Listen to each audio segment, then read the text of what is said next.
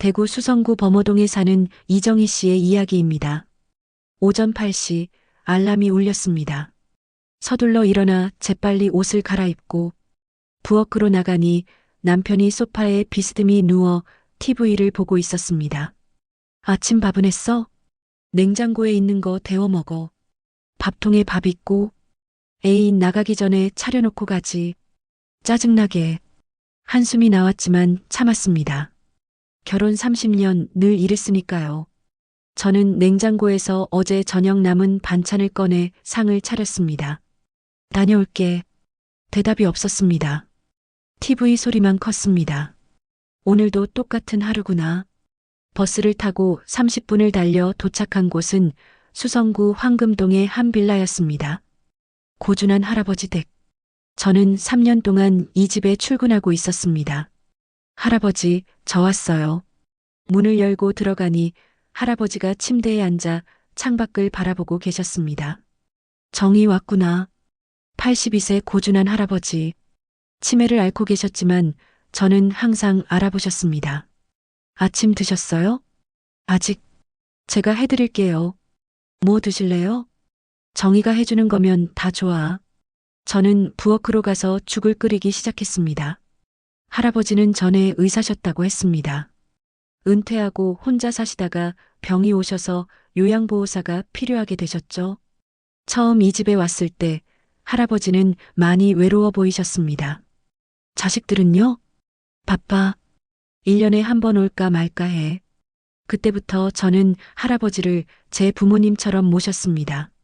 아침마다 죽을 끓여드리고 목욕을 도와드리고 약을 챙겨드리고 밤에는 책을 읽어드렸습니다. 할아버지는 저를 딸처럼 대하셨습니다. 정이야, 고맙다.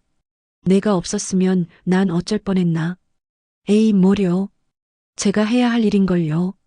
아니야. 너는 특별해. 돈 때문에 이 일하는 게 아니라는 게 보여.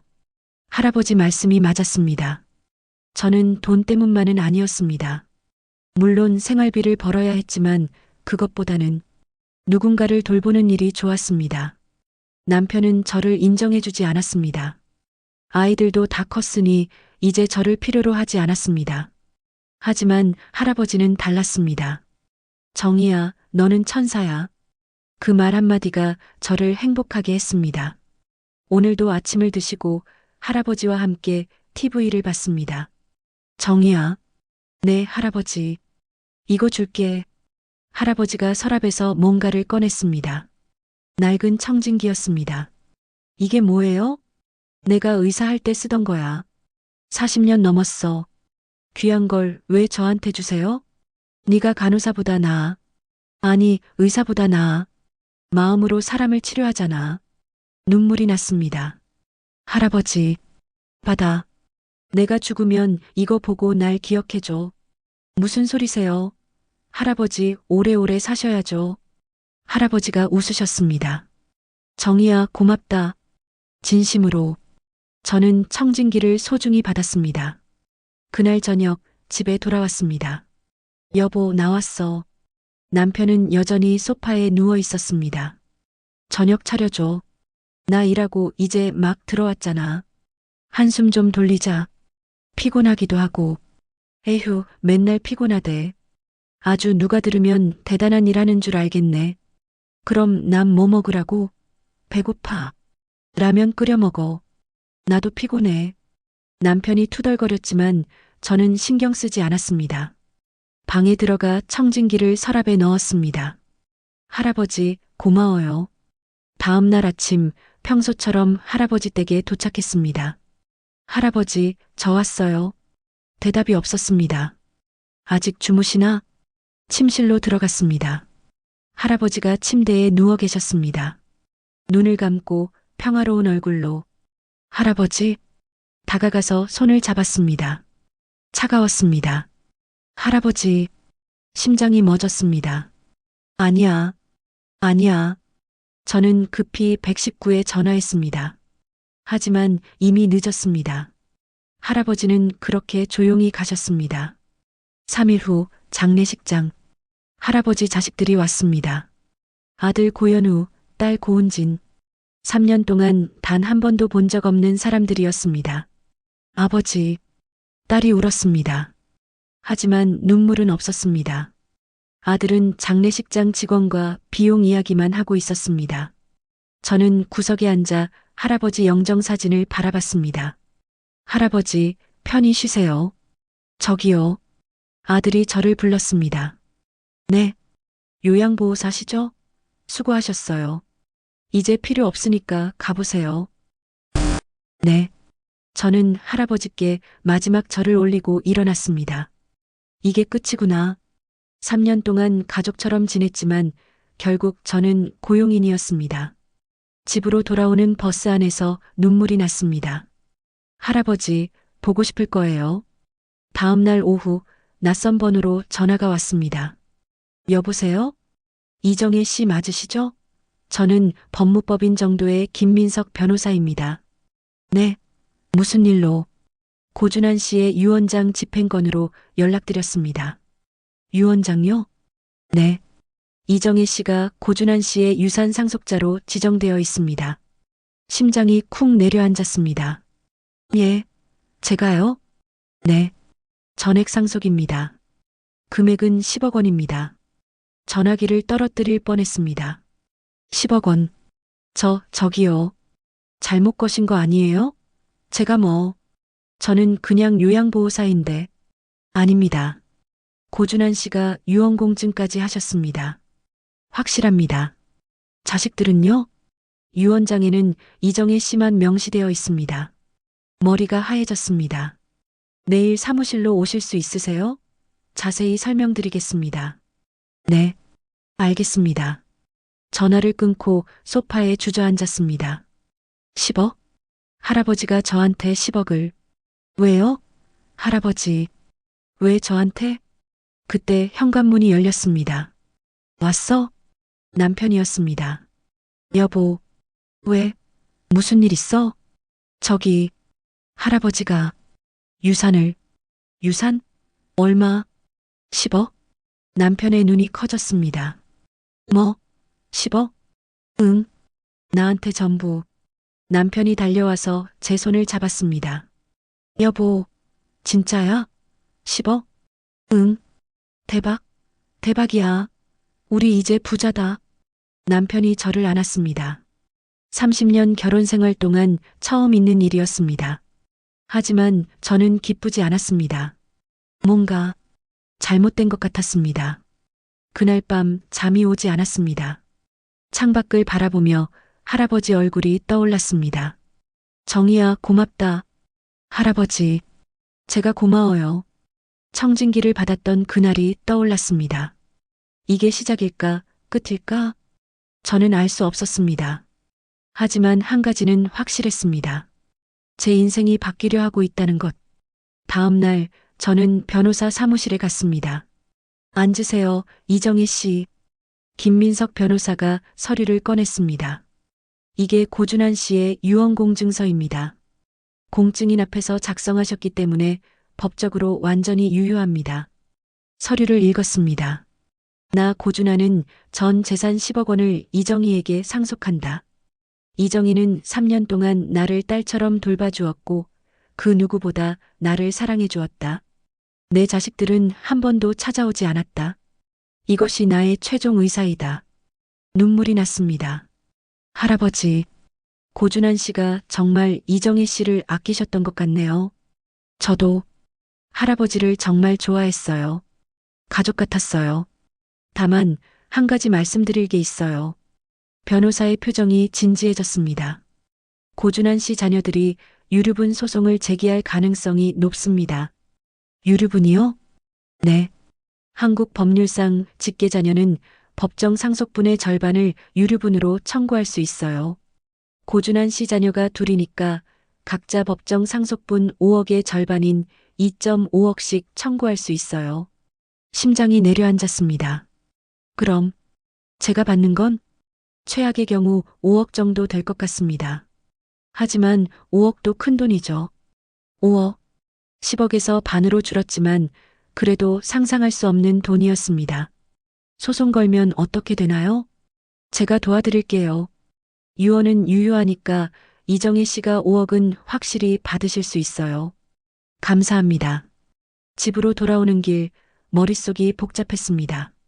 5억이면 우리 평생 일해도 못 버는 돈인데 현관문을 열고 들어가니 남편이 청소를 하고 있었습니다. 여보 왔어? 깜짝 놀랐습니다. 30년 동안 청소하는 걸 한 번도 본 적이 없었거든요. 웬일로 청소를? 집이 좀 더러워 보여서. 아, 그리고 저녁 만들어 놨어. 여보 좋아하는 김치찌개. 고마워. 뭔가 어색했습니다. 저녁을 먹는데 남편이 계속 웃으며 이야기했습니다. 여보, 변호사는 뭐래?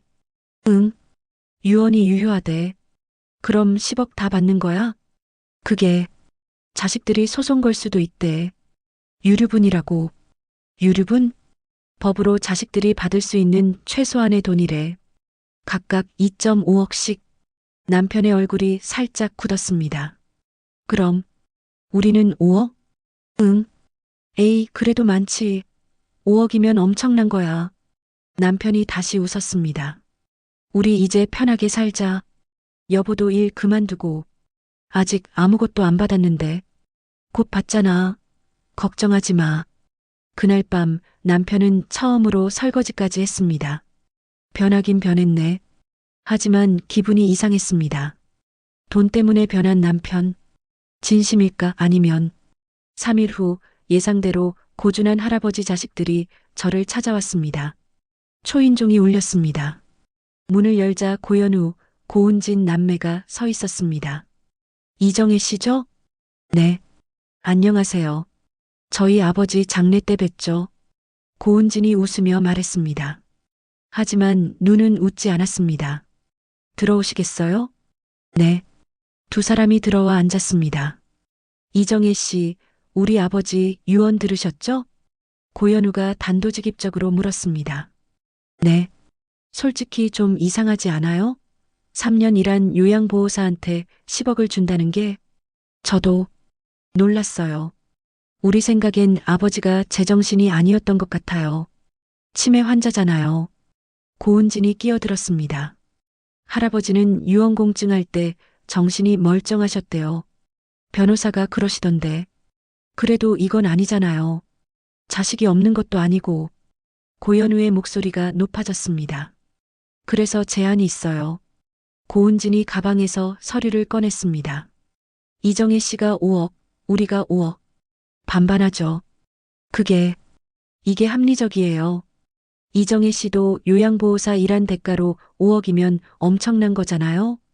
저는 할아버지 뜻대로 하고 싶어요. 순간 고연우의 얼굴이 변했습니다. 뭐? 할아버지 뜻?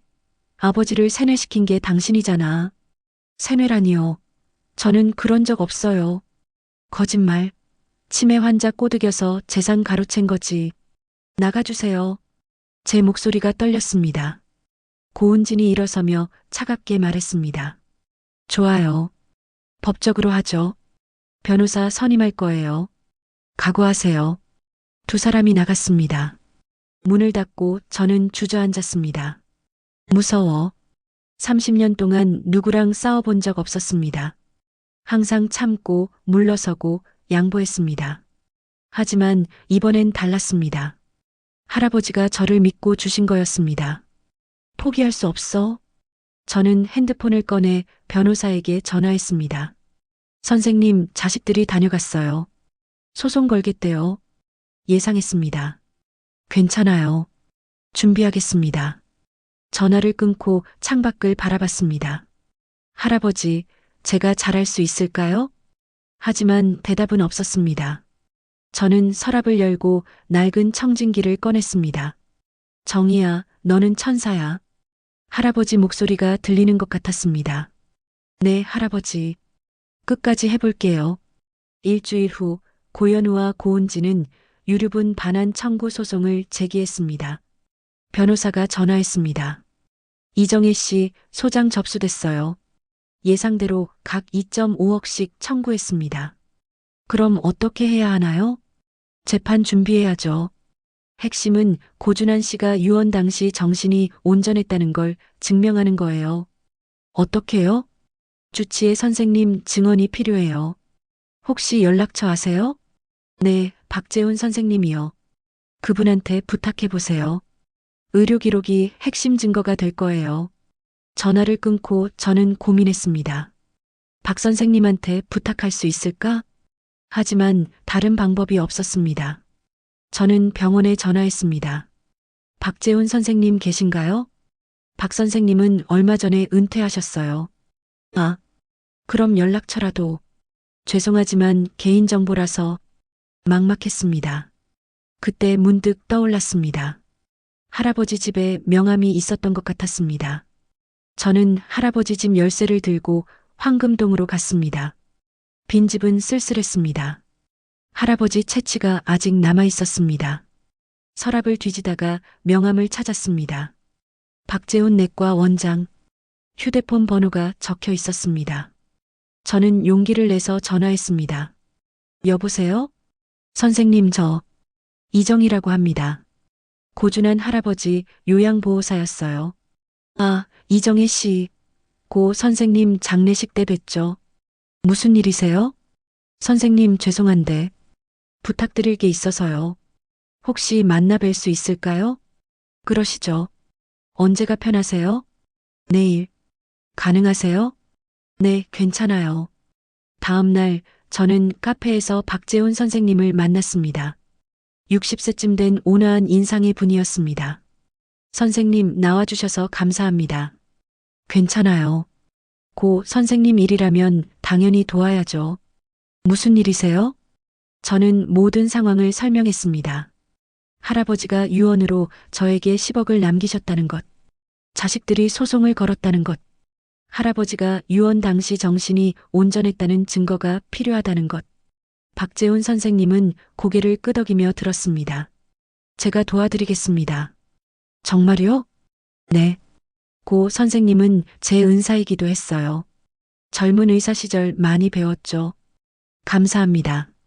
그리고 이정혜 씨 헌신도 제가 봤어요. 3년 동안 정말 정성껏 돌보셨잖아요. 고 선생님 자식들이 너무하다 싶을 정도로 무관심했던 것도 알아요.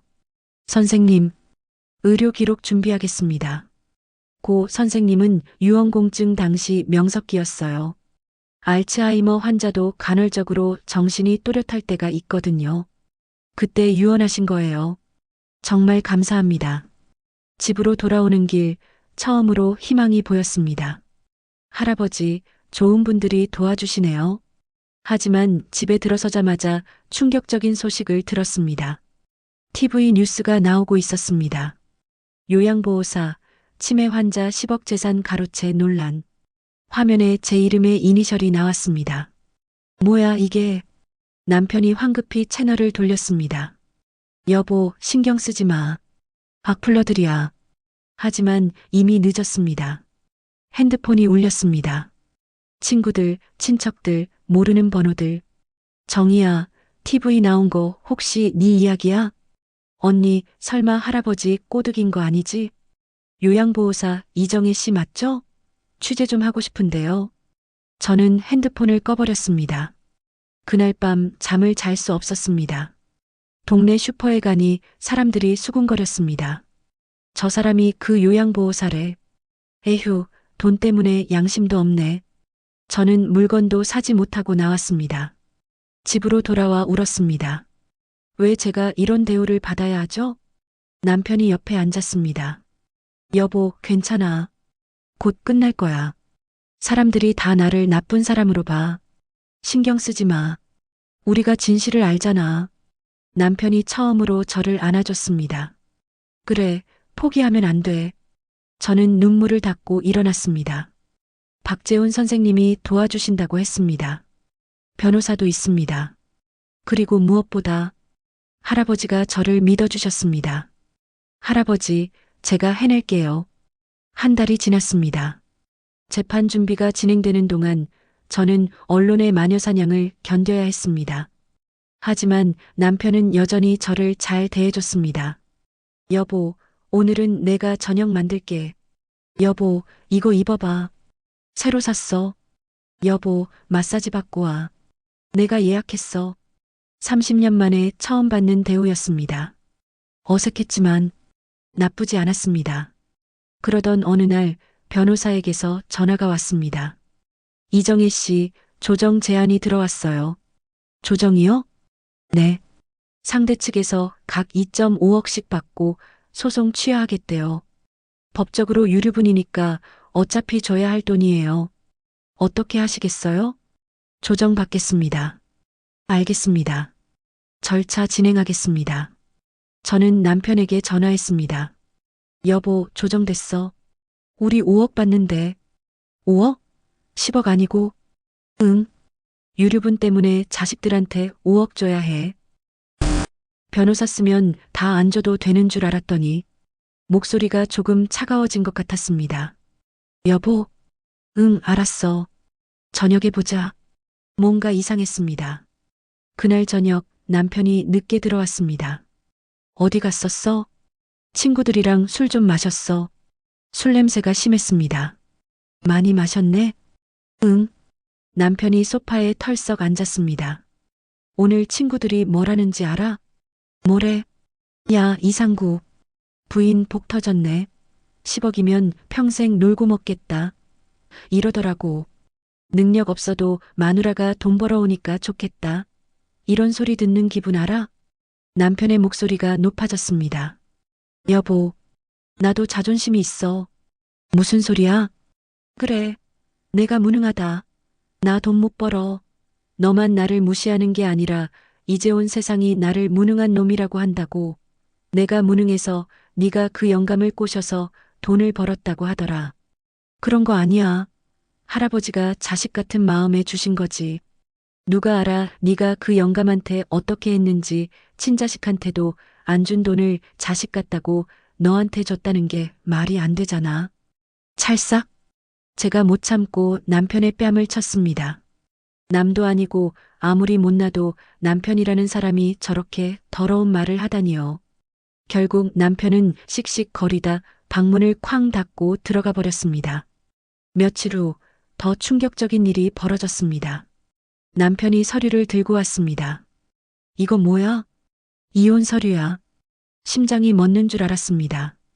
뭐? 이혼하자. 갑자기 뭐 하는 거야? 나도 생각해봤어. 10억이었으면 몰라도 5억이면 차라리 반반 나눠서 따로 사는 게 낫겠더라. 뭐? 무슨 소리야? 갑자기 이혼이라니? 30년 동안 당신이 돈 벌어온 거 맞아. 근데 나도 집안일 했어. 법적으로 재산 절반은 내 거야. 여보, 2.5억만 주면 깨끗하게 갈라서자. 당신도 그게 편할 거야. 남편의 눈이 차가웠습니다. 당신, 처음부터 돈 때문이었어? 뭐? 아니, 그게 아니라, 그동안 잘해준 것도 다 돈 때문이었지? 남편이 대답하지 않았습니다. 그게 답이었습니다.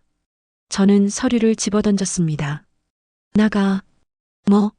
나가라고. 당장? 여보, 당신 같은 사람이랑 1초도 더 못 살아. 나가. 남편이 결국 집을 나갔습니다. 저는 주저앉아 울었습니다. 30년, 30년을 함께 산 사람이 결국 돈 때문이었습니다. 나는 뭐지? 뭐였지? 그날 밤 저는 박재훈 선생님에게 전화했습니다.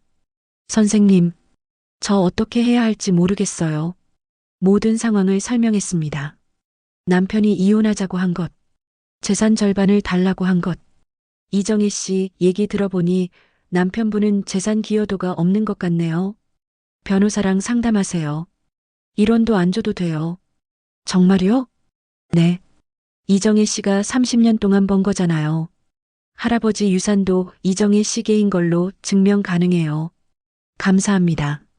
전화를 끊고 저는 결심했습니다. 이제 나를 위해 살자.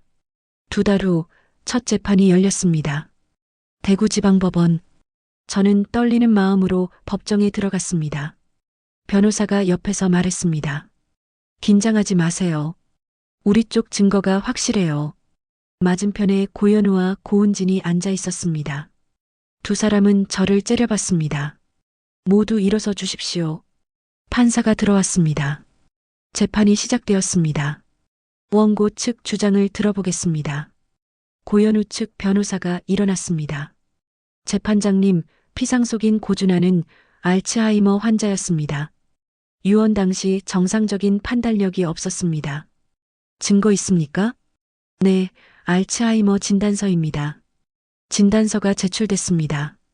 또한 피고 이정희는 3년 동안 피상속인을 돌보며 영향력을 행사했습니다. 유언은 피고의 부당한 영향으로 작성된 것입니다. 제 심장이 쿵쿵 뛰었습니다. 저런 게 인정되면 어쩌지? 피고 측 반론하십시오. 저희 변호사가 일어났습니다. 재판장님, 알츠하이머 환자도 명석기가 있습니다. 이 사건의 핵심 증인인 박재훈 의사의 증언을 듣겠습니다. 박재훈 선생님이 증인석에 섰습니다. 증인은 피상속인의 주치의였습니까? 네, 15년간 고준한 선생님을 담당했습니다. 유언 작성 당시 피상속인의 정신 상태는 어땠습니까? 명석했습니다. 의료 기록을 보시면 알겠지만 유언공증 당일 제가 진찰했을 때 MMSE 검사 결과가 26점이었습니다. 그게 무슨 의미입니까? 정상 범위입니다. 알츠하이머 환자도 간헐적으로 정신이 또렷할 때가 있습니다. 고준한 선생님은 그때 유언하신 겁니다. 법정이 술렁였습니다. 또한 중요한 증거가 있습니다. 변호사가 USB를 꺼냈습니다. 이게 뭡니까? 고준한 선생님이 남기신 영상 유언입니다. 화면이 켜졌습니다. 할아버지가 나타났습니다. 눈물이 났습니다. 나는 고준한입니다. 오늘은 2024년 3월 15일입니다. 내가 지금 이 영상을 남기는 이유는 내 진심을 남기고 싶어서입니다. 할아버지 목소리가 또렷했습니다. 나에게는 아들 고현우, 딸 고은진이 있습니다. 하지만 이들은 3년 동안 단 한 번도 나를 찾아오지 않았습니다. 명절에도 생일에도 아플 때도 고현우와 고은진의 얼굴이 굳었습니다. 하지만 이정희는 달랐습니다. 3년 동안 매일 나를 찾아와 밥을 해주고 목욕을 도와주고 책을 읽어주고 이야기를 들어줬습니다. 이정희는 내 딸보다 더 나를 사랑해줬습니다. 법정이 조용했습니다. 그래서 나는 결정했습니다. 내 전 재산을 이정희에게 주기로. 이것은 내 자유로운 의사입니다. 누구도 나를 강요하지 않았습니다. 이정희, 고맙소. 당신은 내 인생 마지막 3년을 행복하게 해준 천사요. 영상이 끝났습니다. 저는 눈물을 참을 수 없었습니다. 법정 안이 술렁거렸습니다. 피고 측에서 더할 말 있습니까? 재판장님, 영상에서 보시다시피 고준한 선생님은 정상적인 정신 상태였습니다.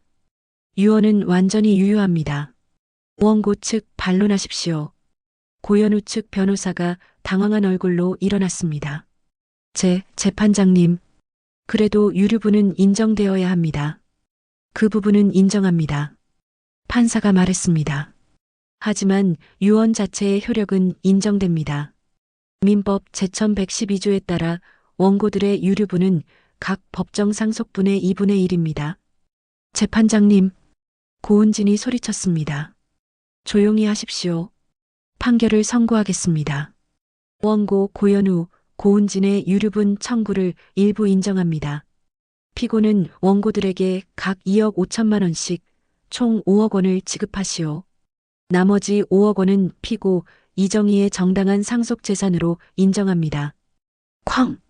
판사의 망치 소리가 울렸습니다. 저는 숨을 쉴 수 있었습니다.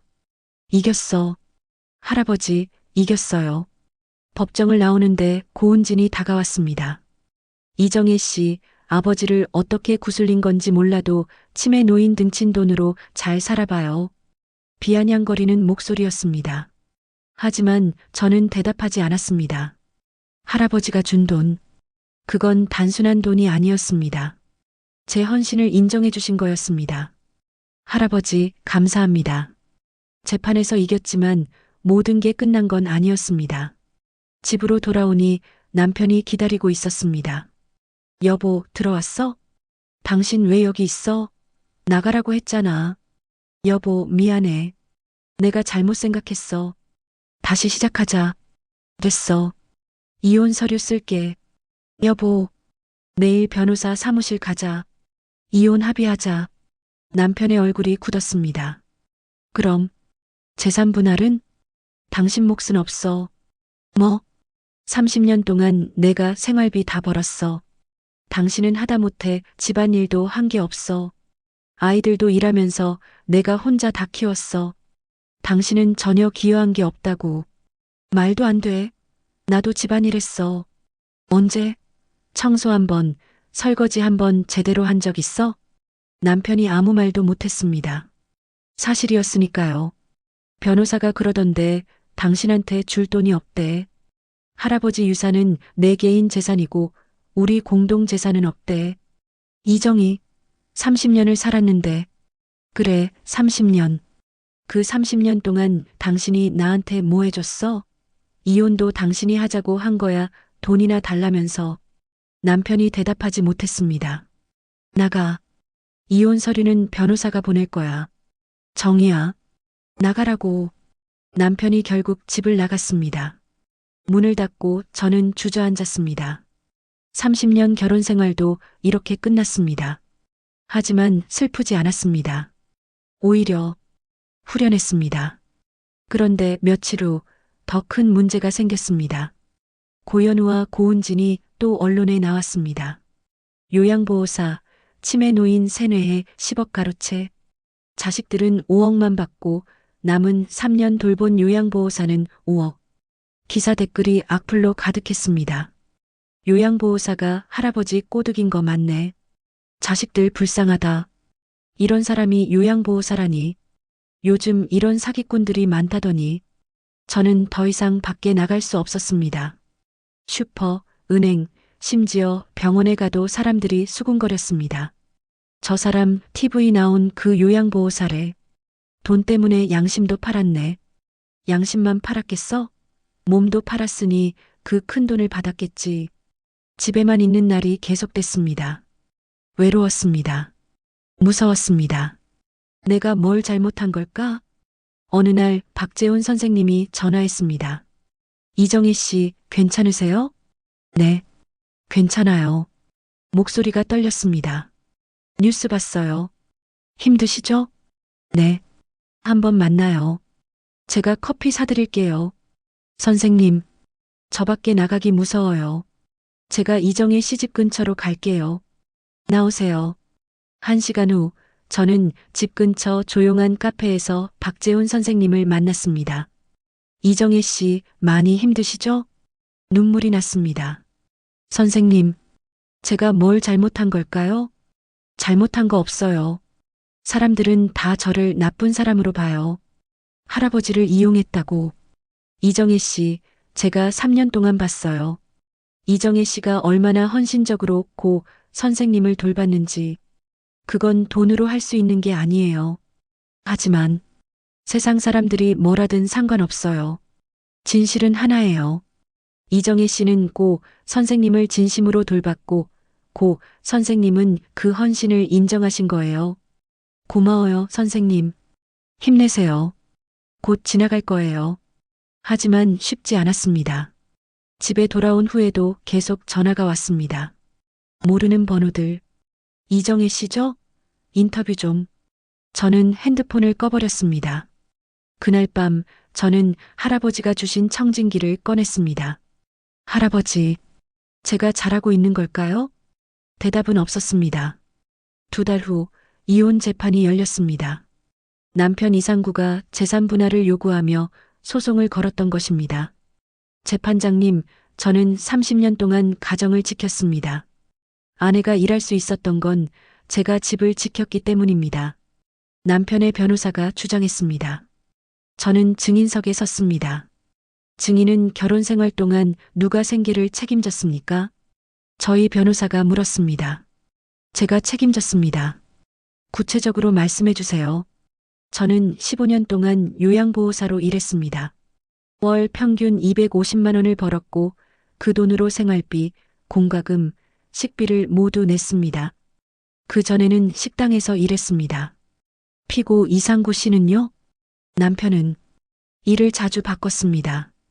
결혼 초엔 그래도 월 평균 100만 원 정도 벌었고 그것도 본인 용돈으로 다 썼습니다.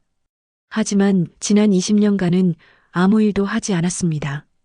가사 분담은 어떻게 했습니까? 제가 퇴근 후 저녁 준비, 청소, 빨래를 모두 했습니다. 남편은 거의 안 했습니다.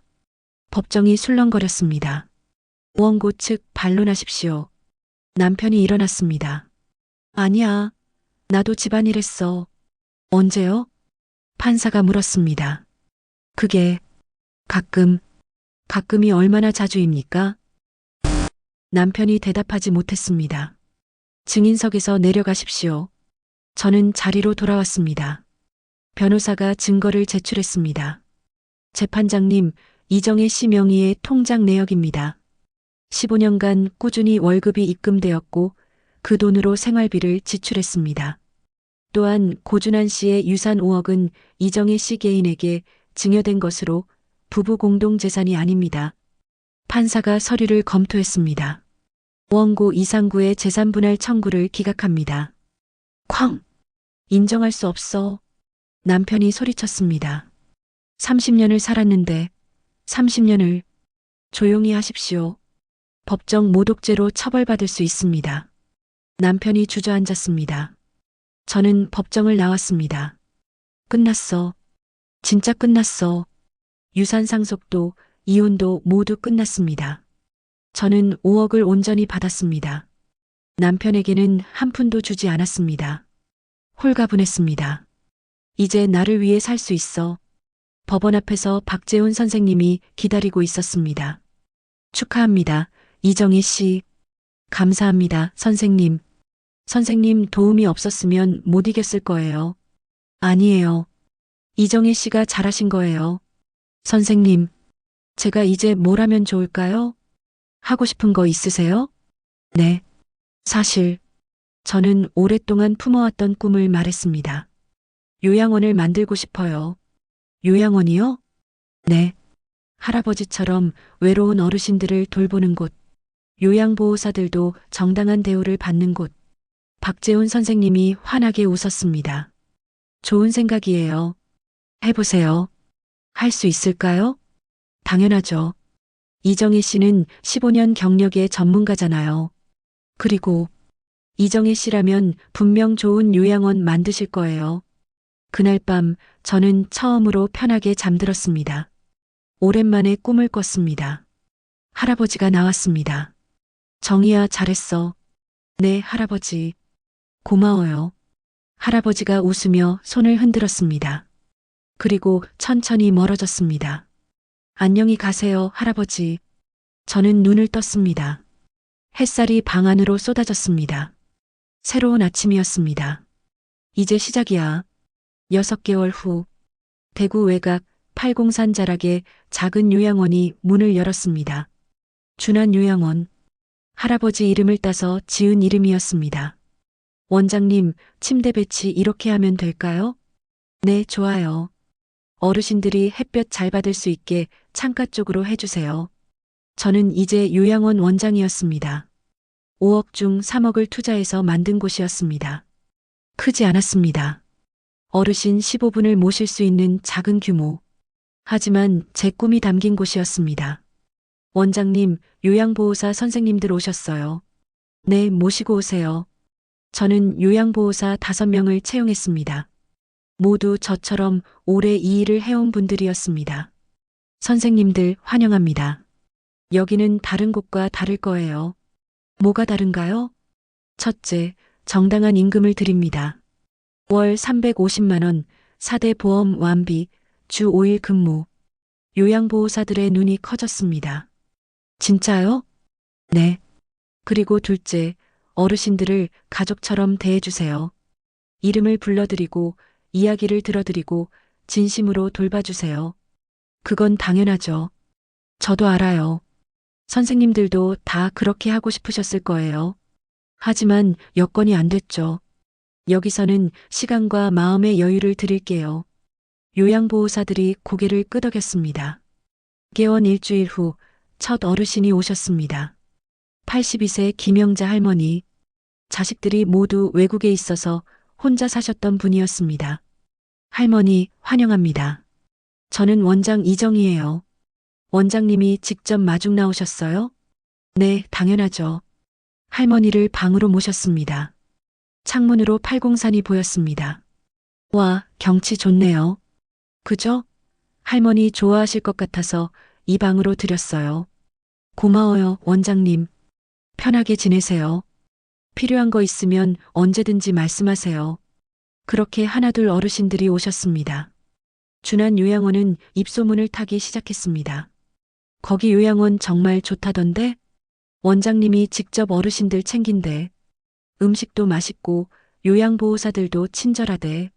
한 달 후 15명이 다 찼습니다. 어느 날 예상치 못한 방문객이 왔습니다. 박재훈 선생님이었습니다. 선생님, 웬일이세요? 이정혜 씨. 아니, 이제 이 원장님이라고 불러야겠네요. 에이, 그냥 정이라고 부르세요. 축하합니다. 소문 들었어요.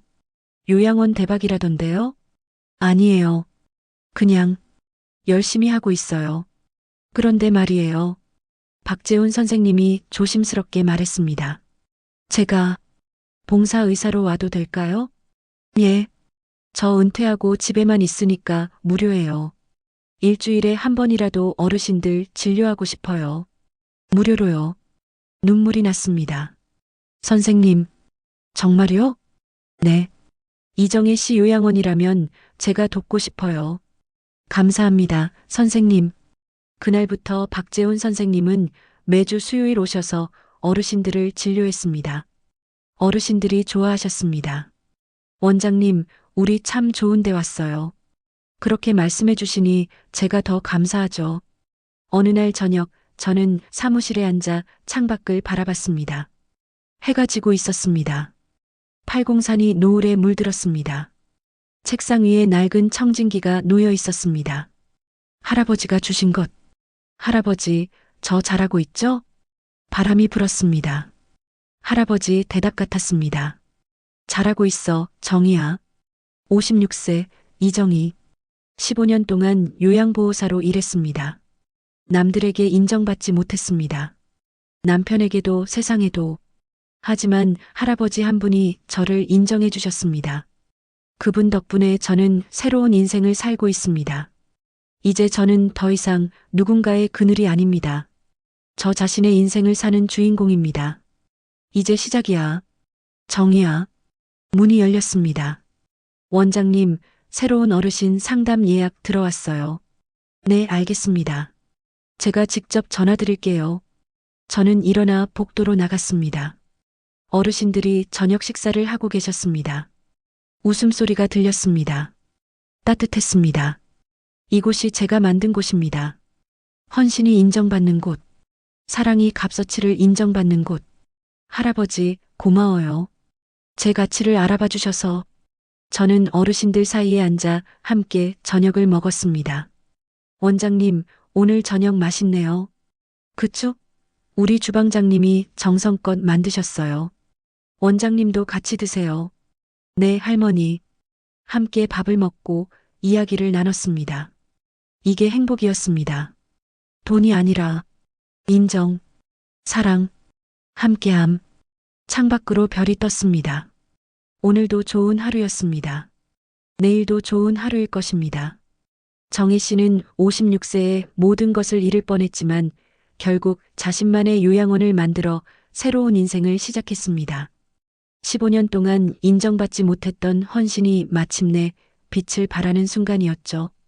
혹시 여러분도 주변에 정희 씨처럼 묵묵히 헌신하시는 분이 계신가요?